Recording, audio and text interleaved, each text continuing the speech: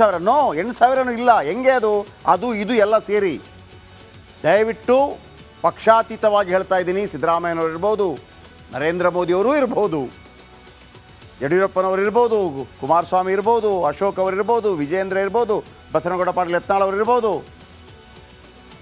ದಿನೇಶ್ ಗುಂಡೂರಾವ್ ಇರ್ಬೋದು, ಎಲ್ಲ ಸೇರಿ ಇದಕ್ಕೊಂದು ವ್ಯವಸ್ಥೆ ಮಾಡಬೇಕು ಸಾವ್ರೆ. ಆಶಾ ಕಾರ್ಯಕರ್ತೆಯರಿಗೆ 7,000 ಸಂಬಳ ಬರುತ್ತಂತೆ. ಹೆಂಗೆ 7,000 ಸಂಬಳ ಫಿಕ್ಸು. ಆದರೆ ಆ ತಾಯಂದಿರ ಕೈಗೆ ಬರೋದು ಕೇವಲ 5,000 ರೂಪಾಯಿ. ಸರ್ಕಾರ ಈ 5,000 ಹಣವನ್ನು ಕೂಡ ತಿಂಗಳು ಟಿನ್ ಅಂತೇಳಿ ಬರಲ್ಲ ಅಕೌಂಟ್ಗೆ. ಸತಾಯಿಸಿ ಖಾತೆಗೆ ಹಣ ಹಾಕ್ತಾರಂತೆ. ಇದು ಆ ತಾಯಂದಿರು ಹೇಳಿದಂಥ ಮಾತು. ಬರೋ 5,000ಕ್ಕೆ ಏನೆಲ್ಲ ಕೆಲಸ ಮಾಡಬೇಕು ಗೊತ್ತಾ? ಬರೋ 5,000ಕ್ಕೆ ಏನೆಲ್ಲ ಕೆಲಸ ಮಾಡಬೇಕು ಇವರು ನೋಡಿ. ಸಾಧಾರಣವಾಗಿ ಈ ಮನೆ ಕೆಲಸ ಮಾಡೋರು ಒಂದು 2, 3, 4 ಮನೆ ತಗೊಂಡಿರ್ತಾರೆ. ಇಷ್ಟು ಗಂಟೆ ಬಂದು ಮಾಡೋಗ್ತಾರೆ. ಅವರು ಕೂಡ ಇದರಿಂದ ಜಾಸ್ತಿ ಪಡೀತಾ ಇದ್ದಾರೆ, ಅದು ನನಗನ್ಸುತ್ತೆ. ಇವರು ಹಾಗಲ್ಲ. ಇಷ್ಟೆಲ್ಲ ಕೆಲಸ ಏನೆಲ್ಲ ಕೆಲಸ ಮಾಡ್ತಾರೆ? ಹೆರಿಗೆಯ ಸಿದ್ಧತೆ. ನಮ್ಮ ಬೇರೆ ಬೇರೆ ಮನೆಗಳಲ್ಲಿ ತಾಯಂದಿರು, ಆಶಾ ಕಾರ್ಯಕರ್ತರು ಯಾರ ಮನೆಗೆ ಬರ್ತಾರೆ? ಹೆಚ್ಚಾಗಿ ಬಡ ಮಧ್ಯಮ ವರ್ಗ. ಹೆರಿಗೆಯ ಸಿದ್ಧತೆ, ಸುರಕ್ಷಿತ ಹೆರಿಗೆ ಬಗ್ಗೆ ಮಾಹಿತಿ ಕೊಡ್ತಾರೆ ಆಶಾ ಕಾರ್ಯಕರ್ತೆಯರು. ಸ್ತನಪಾನದ ಪ್ರಾಮುಖ್ಯತೆ, ಮಕ್ಕಳಿಗೆ ತಾಯಂದಿರ ಸ್ತನಪಾನ ಪ್ರಾಮುಖ್ಯತೆಯನ್ನು ಹೇಳ್ಕೊಡ್ತಾರೆ. ಕೊಡಲೇಬೇಕು, ಇಷ್ಟು ತಿಂಗಳು ಕೊಡಿ, ಏನು ಒಳ್ಳೆಯದಾಗತ್ತೆ, ಅವರಿಗೆ ಬೇಕಿರುವಂಥ ಲಸಿಕೆ ಬಗ್ಗೆ ಮಾಹಿತಿ. ನೋಡ್ರಪ್ಪ, ಇಷ್ಟು ತಿಂಗಳಿಗೆ, 3 ತಿಂಗಳಿಗೆ, 4 ತಿಂಗಳಿಗೆ, ಮಗುವಿಗೆ ಡ್ಯಾಶ್ ಡ್ಯಾಶ್ ಡ್ಯಾಶ್. ಆಮೇಲೆ ಗರ್ಭ ನಿರೋಧಕಗಳ ಮಹತ್ವ, ಕಾಂಡೋಮ್ಗಳ ಮಹತ್ವ, ಲೈಂಗಿಕ ಸೋಂಕು ತಡೆ ಬಗ್ಗೆ ಮಾಹಿತಿ, ಇದೆಲ್ಲವನ್ನು ಕೂಡ ಗೊತ್ತಿಲ್ಲದ ಹಳ್ಳಿಯ ತಾಯಂದಿರಿಗೆ ಕೊಡ್ತಾರೆ. ಆಮೇಲೆ ಟಿ ಬಿ ರೋಗಿಗಳಿಗೆ ನಮ್ಮಲ್ಲೊಂದು ಪಿಡುಗು ಇದೆ. ಟಿ ಬಿ ರೋಗಿಗಳನ್ನು ಮುಟ್ಟಬಾರ್ದು ಅಂತೆಲ್ಲ ಇತ್ತು. ಮಹಾತ್ಮ ಗಾಂಧಿ ಅಂತವರೆಲ್ಲ ಅದನ್ನು ಹೋಗಲಾಡಿಸ್ಬಿಟ್ರು. ಆಮೇಲೆ ಈಗ ಪ್ರಾಬ್ಲಮ್ ಇಲ್ಲ. ಟಿ ಬಿ ರೋಗಿಗಳಿಗೆ ನಿತ್ಯ ಔಷಧಿಗಳನ್ನು ಒದಗಿಸ್ತಾರೆ. ಮಲೇರಿಯಾದಂಥ ಸೋಂಕುಗಳ ತಪಾಸಣೆ ಮಾಡ್ತಾರೆ. ಇಷ್ಟೇ ಅಲ್ಲ, ಇನ್ನೂ 10 ಕೆಲಸವನ್ನು ನಮ್ಮ ಆಶಾ ತಾಯಂದಿರು ಮಾಡ್ತಾರೆ. ಏನಕ್ಕಾಗಿ? ಈ 5,000 ರೂಪಾಯಿ ಬರುತ್ತಲ್ಲ, ಹೆಂಗೂ ಬರಲ್ಲ ತಿಂಗಳು. ಅದರ ಜೊತೆಗೆ ಎಕ್ಸ್ಟ್ರಾ ಬರಲಿ ಅಂತೇಳಿ 300 ರೂಪಾಯಿಗೆ ಗೋಳಾಟ ಮಾಡ್ತಾರೆ. ಏನಾ 300 ರೂಪಾಯಿ? ಎಕ್ಸ್ಟ್ರಾ 300 ರೂಪಾಯಿ. 5,000 ಆಯಿತಾ, ಎಕ್ಸ್ಟ್ರಾ 300 ರೂಪಾಯಿ. ಹೇಗೆ? ಗರ್ಭಿಣಿಯರ ಬಗ್ಗೆ ಕಾಳಜಿ ವಹಿಸ್ತಾರೆ. 9 ತಿಂಗಳ ಕಾಲ ಅವರ ಮಾಹಿತಿ ಪಡ್ಕೋತಾರೆ. 9 ತಿಂಗಳ ಕಾಲ ಅವರ ಮಾಹಿತಿ ಪಡೆದ ನಂತರ ಇಷ್ಟೆಲ್ಲ ಮಾಡಿದರೆ ಅವರಿಗೆ ಸಿಗೋದು ಕೇವಲ 300 ರೂಪಾಯಿ. ಅದು ಯಾವಾಗ?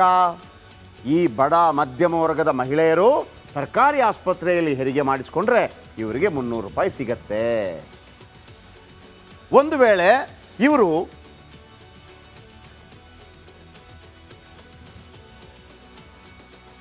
ಖಾಸಗಿ ಆಸ್ಪತ್ರೆಯಲ್ಲಿ ಹೆರಿಗೆ ಆದರೆ ಇವರಿಗೆ ಯಾವ ದುಡ್ಡು ಕೂಡ ಸಿಗೋದಿಲ್ಲ.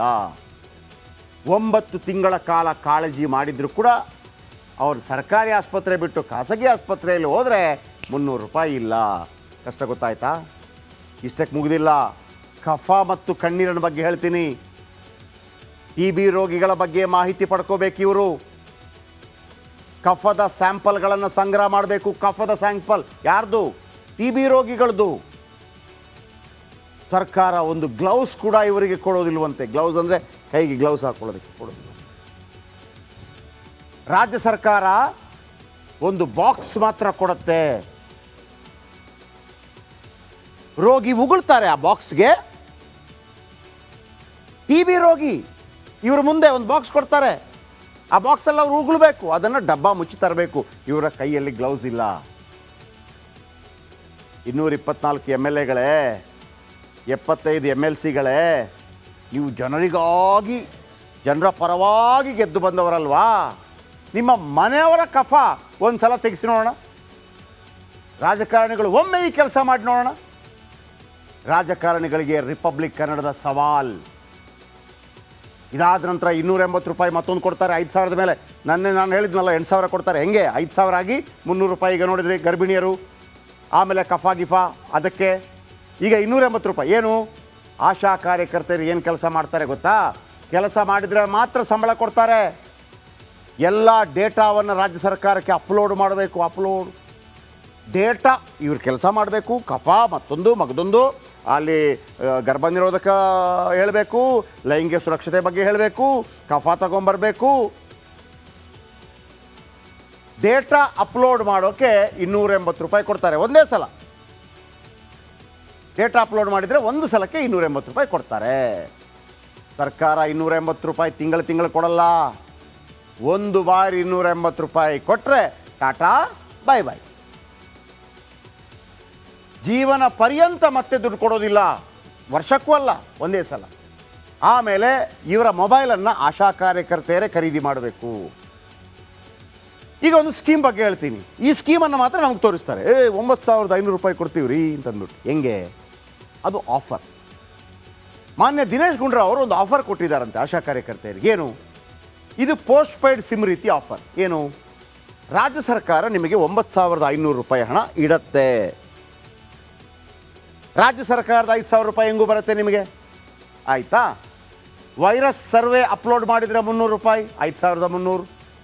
ಹೆರಿಗೆ ಮಾಡಿಸಿದರೆ 300, 5,600. ಆಮೇಲೆ 280 ಮತ್ತೊಂದು. ಹೀಗೆ ಆ ಹೆರಿಗೆ ಖಾಸಗಿ ಆಸ್ಪತ್ರೆಯಲ್ಲಿ ಮಾಡಿದರೆ ಇಲ್ಲ. ಹೀಗೆ ಸಣ್ಣ ಪುಟ್ಟ ಲೆಕ್ಕದ ಕೆಲಸ ಕೊಟ್ಟು ಅದೇನೋ 9,500 ಮಾಡ್ತಾರೆ. ಇದು ಯಾವುದು ಮಾಡಲ್ಲಪ್ಪ, ನಮಗೆ ಆಲ್ರೆಡಿ ನಾವೇನು ಮಾಡ್ತಾ ಇದ್ದೀವಿ ಅದನ್ನು ಮಾಡಿದ್ವಿ, ಲೆಕ್ಕ ಕೊಡಲಿಲ್ಲ. ಲೆಕ್ಕ ಕೊಡಬೇಕು, ಅಪ್ಲೋಡ್ ಮಾಡಬೇಕು. ಅಪ್ಲೋಡಿಗೆ ಹೇಳಿದ್ದಾರೆ 280 ರೂಪಾಯಿ, ಒಂದು ಸಲಕ್ಕೆ ಮಾತ್ರ. ಲೆಕ್ಕ ಕೊಡಲಿಲ್ಲ ಅಂದರೆ ಕೈಗೆ ಬರೋದು 5,000 ರೂಪಾಯಿ ಮಾತ್ರ. ಸೊ ಹಾಗಾಗಿ ಇವತ್ತು ನಾವು ಆಶಾ ಕಾರ್ಯಕರ್ತರ ವಿಚಾರವನ್ನು ಎಳೆಯಾಗಿ ಬಿಚ್ಚಿಟ್ಟು ನಿಮ್ಮ ಮುಂದೆ ಇಟ್ಟಿದ್ದೀವಿ. ಯಾಕೆ ಸರ್ಕಾರಿ ಕೆಲಸ ಬೇಕು? ಕಾರಕೂನಾದರೂ ಪರವಾಗಿಲ್ಲ. 27,000 ರೂಪಾಯಿ ಮಿನಿಮಮ್ ಸಿಗುತ್ತೆ. ಹೊಸ ವೇತನ ಆಯೋಗದ ಪ್ರಕಾರ 27,000 ರೂಪಾಯಿ ಮಿನಿಮಮ್ ಕೊಡಬೇಕು. ಒಂದು ನಮ್ಮ ಆಶಾ ಕಾರ್ಯಕರ್ತೆಯರು 5,000 ರೂಪಾಯಲ್ಲಿ, ಇನ್ನೊಂದು ನಮ್ಮ ಗಾರ್ಮೆಂಟ್ಸ್ನ ತಾಯಂದಿರು 5,000, 6,000. ವಿದ್ ಶೋಷಣೆ. ಎಂತೆಂಥ ಶೋಷಣೆಗಳಾಗುತ್ತೆ ನಾನು ಹೇಳಕ್ಕೆ ಹೋಗೋದಿಲ್ಲ ಇಲ್ಲಿ. ಹಾಗಾಗಿ ಮತ್ತೊಮ್ಮೆ ಎಲ್ಲ ತಾಯಂದಿರಿಗೆ ಹೇಳ್ತಾ ಇದ್ದೀನಿ, ನಿಮ್ಮ ಮಕ್ಕಳನ್ನು ಶಿಕ್ಷಣಕ್ಕೆ ಮಹತ್ವ ಕೊಡಿ. ನಿಮ್ಮ ಮಕ್ಕಳಾದರೂ ದೊಡ್ಡ ಹುದ್ದೆಗೆ ಹೋಗಲಿ, ಹಾಗಂತ ನಿಮ್ಮ ಕೈ ಬಿಡುವಂಥ ಪ್ರಶ್ನೆ ಇಲ್ಲ. ಈ ಹೋರಾಟ ಜೋರಾಗಿ ಸಾಗತ್ತೆ. ನಾಳೆ ಅನೇಕರು ನಿಮ್ಮನ್ನು ನೋಡೋಕೆ ಬರ್ತಾರೆ, ರಾಜಕಾರಣಿಗಳನ್ನೇ ಬಿಟ್ಕೊಡಿ. ಬಿಜೆಪಿ ಬಣ ಬಡಿದಾಟ, ಯತ್ನಾಳ್ ಮೊದಲ ಸಂದರ್ಶನ. ನಾನು ಅಧ್ಯಕ್ಷ ಮಾಡಿದ್ರೆ 130 ಸೀಟ್ ತೊಗೊಂಡ್ಬರ್ತೇನೆ. ಯಾವ ಜೋಡ ಹೊಂದಾಣಿಕೆ ಇಲ್ಲ, ಅಷ್ಟು ವಿಶ್ವಾಸ ಇದೆ ನನಗೆ. ವಕ್ಫ್ನಲ್ಲಿ ರೂಪಾಯಿ 150 ಕೋಟಿ bomb, Priyank Kharge first reaction. 150 ಕೋಟಿ ಅಂಬಿಷನ್ ಕೊಟ್ಟಿದ್ದು ನಾನು ತಗೊಂಡು ಇದ್ದವನು. ಬಿವೈವಿ ವಿರುದ್ಧ ಕಾಂಗ್ರೆಸ್ ಬಾಣ, ರಿಪಬ್ಲಿಕ್ ಕನ್ನಡದ ಸುದ್ದಿ ಸಂಚಲನ. ಬರುವಂತ ಮುಖ್ಯಮಂತ್ರಿಗಳೇ, ನಿಮಗೆ ಎಲ್ಲ ಅಧಿಕಾರ ಇದೆ, ತಾವೇ ಸಿಬಿಐ ತನಿಖೆಗೆ ಆದೇಶ ಮಾಡಿ. ಅವ್ರ ಸೀಳ್ ನಾಯಿಗಳಿದೆ ಅಲ್ಲ, ಬಿಡ್ಲಿ, ಬಿಡ್ಲಿ, ಯಾರು ಬೇಡ ಅಂದಿದ್ದಾರೆ. ಬಿಜೆಪಿಯಲ್ಲಿ ಬಂಡಾಯದ ಗುಡುಗು, ವರಿಷ್ಠರಿಗೆ ಎಸ್ಟಿಎಸ್ ತಿರುಗೇಟು. ದೊಡ್ಡವ್ರು ಏನು ಡ್ಯಾಮೇಜ್ ಮಾಡೋದಿಲ್ಲ. ಸಣ್ಣ ಗುಬ್ಬಿ ಮೇಲೆ ಏನೂ ಇಲ್ಲದೆ ತಪ್ಪು ಮಾಡಿದಂಥವ್ರಿಗೆ ನೀವು ಮಾಡಕ್ಕೆ ಹೋಗ್ತೀರಿ, ಸಸ್ಪೆಂಡ್ ಮಾಡಕ್ಕೆ ಹೋಗ್ತೀನಿ ಅಂತೀರಿ, ಅನರ್ಹ ಮಾಡಕ್ಕೆ ಹೋಗ್ತೀನಿ ಅಂತೀರಿ. ವೆಲ್ಕಮ್ ಮಾಡ್ತೇನೆ. ರಾಜಕೀಯ ಸುದ್ದಿಗಳ ಹೆಡ್ ಕ್ವಾರ್ಟರ್.